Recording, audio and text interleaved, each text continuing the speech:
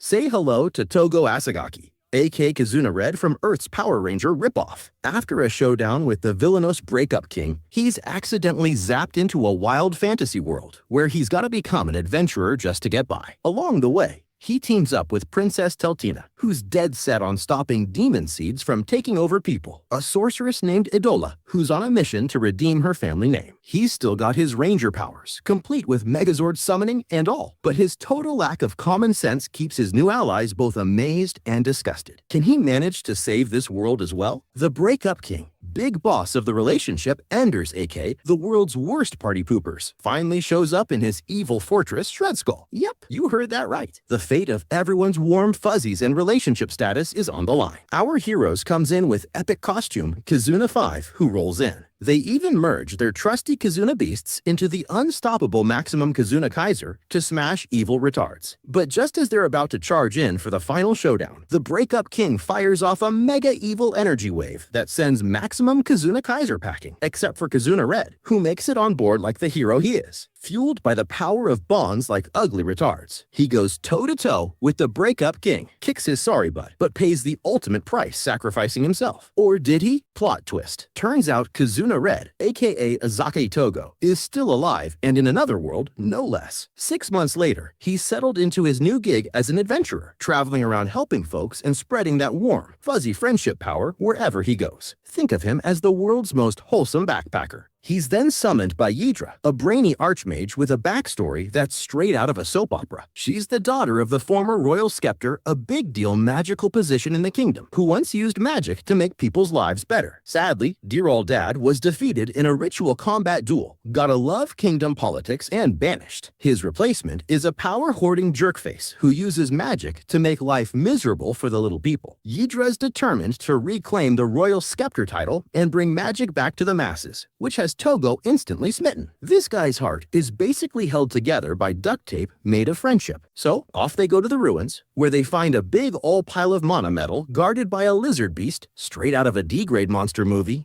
Red and Yithra, still running on a friendship high, managed to summon Maximum Kizuna Kaiser again. And with the power of Red's unbreakable bonds, they blast that reptilian roadblock to Kingdom, come with the Maximum Kizuna Blaster. Mission accomplished. Togo and Yithra are practically BFFs at this point. A few days later, Togo bumps into Yithra at the Adventurers Guild. She's leveled up to adventurer status herself and wants to team up with Togo to study his powers and maybe find a way to get him back home. Togo, being the human personification of a Hallmark movie, is so overjoyed he practically blurts out a love confession on the spot. Yidra's totally embarrassed. But hey, that's Togo for you, zero chill when it comes to friendship. Now they're a team, ready for whatever wild adventures come their way. Yidra discovers that her usually fearless pal Togo is absolutely terrified of needles. Like quivering lip, panic terrified. Naturally, their freak-out scene in the middle of the Adventurers Guild draws plenty of stares, never a dull moment with these two. After the chaos dies down,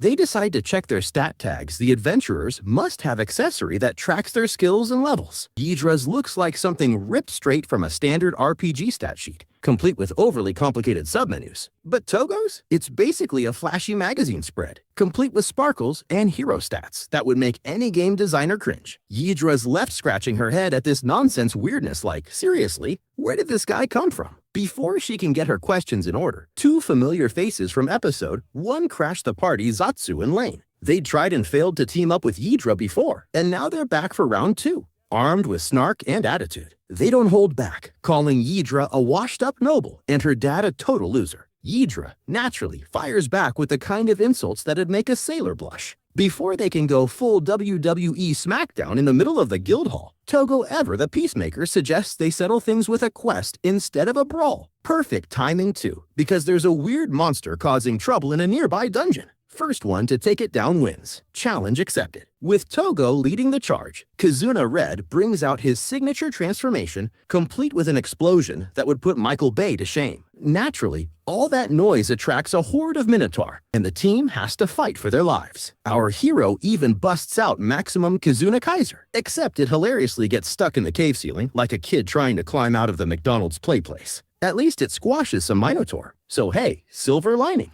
Meanwhile, Zatsu, Lane, and Yidra trade barbs that hint at a potential redemption arc, all while keeping things delightfully snarky. Then a hideous, cringy monster bursts in, screaming, "Where is my treasure?" like it's been rehearsing that line in front of a mirror. In true tokusatsu fashion, Togo has a flashback to his old world where he and the Kizuna 5 used the Victory Kizuna Buster to take down a relationship ender's nasty minion. Feeling nostalgic and desperate, he summons the same move here. With Yidra, Zatsu, and Lane's help, they line it up and total misfire. Apparently, the Buster only works if everyone's hearts are perfectly in sync. Because of course it does. Teamwork is everything, right? It's classic tokusatsu logic, and the hilarity of it failing immediately is just chef's kiss. Now, with their backs against the wall and Kizuna Red down for the count, the gang finally sets aside their differences. Moved by their newfound unity, Togo finds the strength to transform again. This time, the Buster fires properly, obliterating the monster and giving us a sweet victory pose moment. As the dust settles, the monster transforms into a priest with a suspicious bump on his forehead. They haul him back to the guild, where Zatsu and Lane share a heartfelt goodbye, leaving Togo and Yidra to ponder the moral of the day. Yidra is eager to resume her research on Togo's powers, but before they can get started, the priest slips out of the guild like a ninja. He transforms back into the monster again, but this time, he's no match for a mysterious blue-haired swordsman and a pale-haired priestess who show up, yank out some evil seed from his head, and declare they're gonna save the world.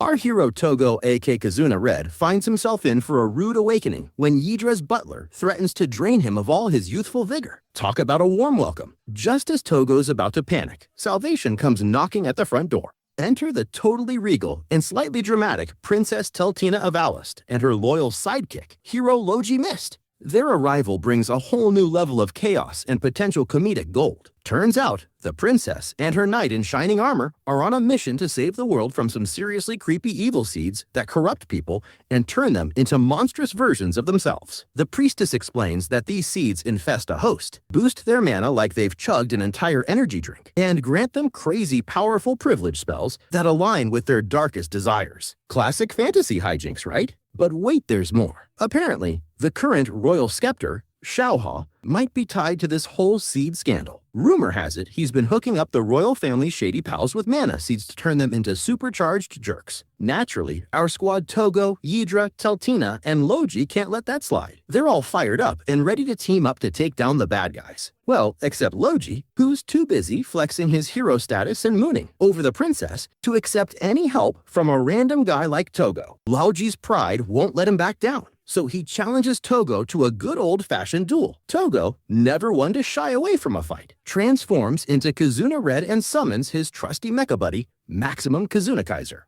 The over-the-top transformation sequence comes in. Logi's jaw hits the floor when he sees this giant robot, but to everyone's surprise, the hero's holy sword actually manages to stagger the massive mecha. Not too shabby. But of course, our hero's not going down that easy. Red swings his great bond sword and absolutely schools Logi, earning the victory. Logi grumbles, but concedes defeat, and the team finally sets out on their first official mission. Their adventure takes them to Ocarina, a lively town that's usually buzzing with energy and parties. But now, it's as silent as a crypt, and the mood's about as cheerful as a Monday morning after a long weekend. The town's big boss, Lord Lulagart, reveals he's hoarding a mana seed like it's his precious toy. When Princess Teltina demands he hand it over, Lulagart basically laughs in her face and launches into a monologue about how only he can protect the town. Yeah, right. Togo's not having any of that. Fired up by his unshakable sense of justice, he jumps into battle. But Lulagart's got some nasty familiars up his sleeve, and they absolutely wipe the floor with Togo. It can even see Red's weak spots and summon critters there for extra salt in the wound. Tella pleads with Mist to help, but he's got his own brand of cowardice going on, claiming they should observe the Lord until they find his weak point. Tella sees right through him though, and Mist fesses up that he just wants to watch Red get beat up. Classy move. Mist tries to summon his Gazina beasts, but Karma smacks him from behind, shattering his armor. Just when things look grim, a smoke bomb gives the heroes a chance to bail. They regroup at the Resistance HQ.